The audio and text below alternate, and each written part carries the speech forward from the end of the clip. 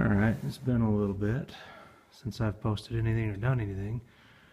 It was mostly because right after Christmas I got pretty sick. Stupid virus cold thing. The conditions aren't exactly ideal today. It's on and off snow and sun. Basic Rocky Mountain January. But yeah, there's stuff stacked up that I gotta get done, things I want to get done. And I can't hold off on it anymore. It's not ideal. Look how salty and nasty it is. We had to last 48 hours somewhere around 2 to 3 feet of snow here. And it started up again. This time it's not falling too bad, so let's see how fast I can do this 10-minute job. Ain't exactly going to be 10 minutes. But yeah, here we go.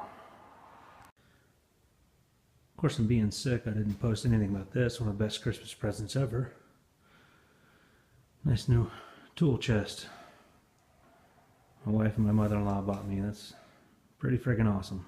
I was joking with my wife that I need to go to Home Depot and buy more tools because I've got empty drawers in it.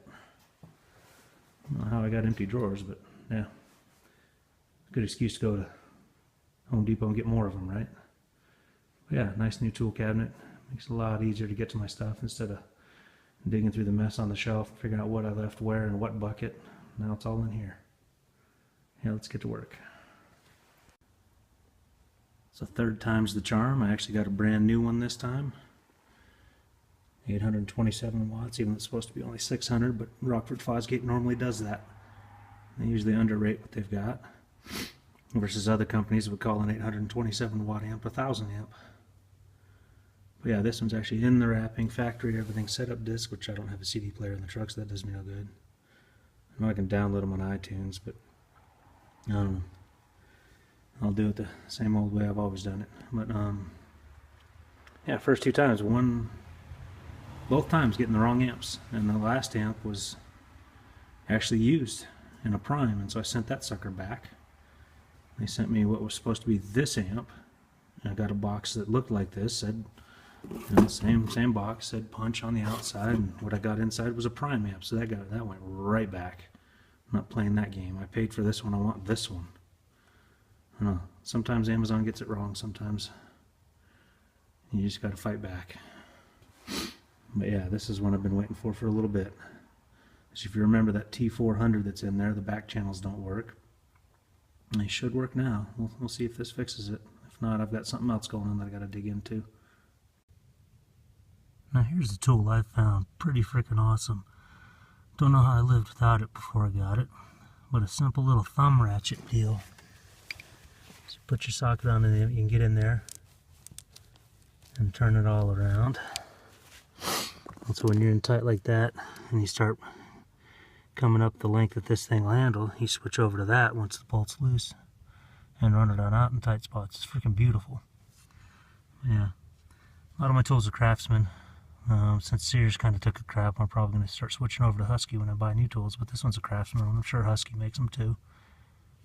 Yeah, indispensable little thumb ratchet. Might consider getting one for yourself. Tell you what, doing a grade 8 from the bottom up is something more of a stud. It's so much better than having to do the factory way. And they put that goop on the freaking last threads to try to seal it up. Well, guess what? You do it this way, it's already sealed. Makes it so much easier to get off, because those nuts, they get to a point where you just finger loosen them off and take them right off. These, they fight you the whole damn way. Hate them. Wish I could have got some up from the bottom there. Maybe someday in the summer when it's worthwhile climbing underneath the truck. Right now, no, I'm not climbing under the truck.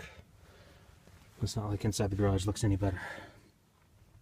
This truck doesn't fit in the garage. But yeah, maybe someday I'll do it. Let's say goodbye to the T400. This thing's gonna go back to Amazon where they can recycle. It's what they should do. I don't know, maybe Rockford Fosgate rebuilds these things. Who knows? Let's undo this one. I was thinking about whether or not I should tag those lines for what they are, but I don't know if I got the patience for that today. I just want to get this done and get everything operational again. We'll see. So comparing and contrasting, you get the punch, which is the mid-level Rockford Fosgate. You got to pull that off to get to all your controls. That little cover hatch to get to your controls for it, so you can set all your gains and EQs and everything, your bypasses. Whereas with the Power series, it's all right here. It's all accessible. Nothing to take off. I think that is a little bit better. But generally speaking, you look at the face there, face here, it's all about the same. Although this one does give you a center set of RCAs for a pass-through, which means I can hook up another amp through this amp and get signal to it. But otherwise, everything's almost the same. And you got the remote punch. I used those once when I had a Rockford in my S10 and never really found much use for them, so I never install them. This one didn't come with one, so yeah, it's just not going to happen. But yeah, there's a difference between a punch and a power. And cooling fans give it a little bit of stylistic difference. But I think with the powers, I do like having access to all that stuff without having to rip off an access cover. Still, I'd rather have one that works. So, funny thing is, so this is a 600 watt. That one's a 400 watt. Should have more power out of this one. We'll see.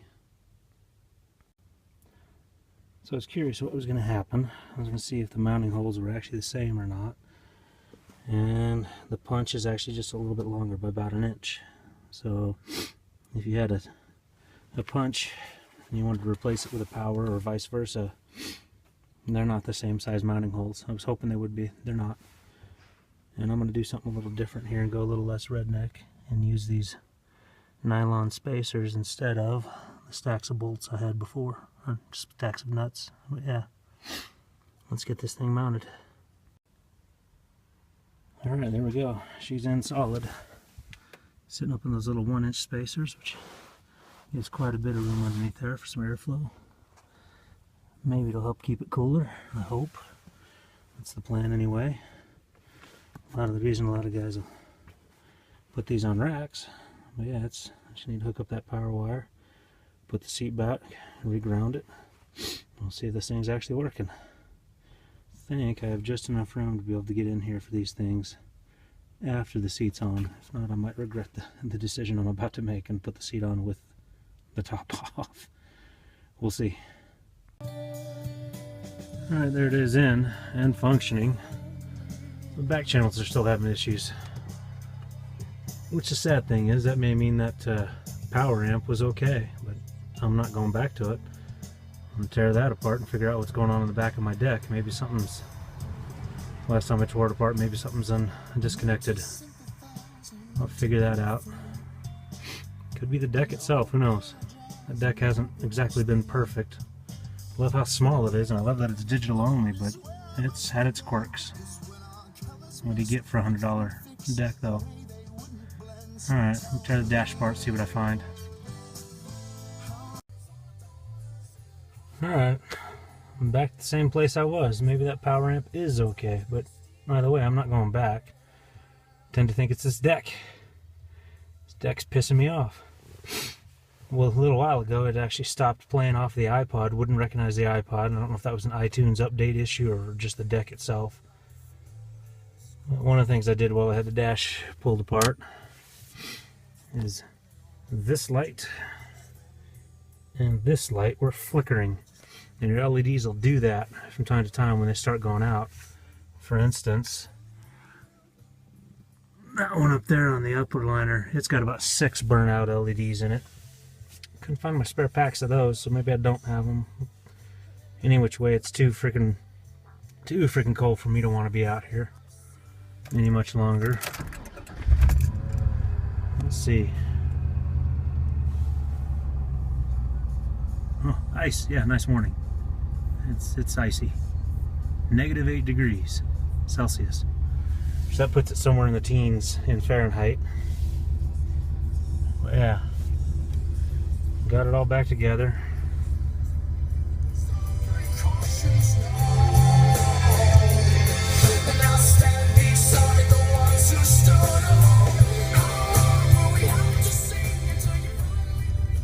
And I do like the sound quality output of this amp. Never been disappointed in a Rockford Fosgate, but it's working the way I want it to. Yeah, my toes are starting to freeze, and I got done what I wanted to get done, so time to call this one quits, and we'll catch you in the next project. Thanks for watching.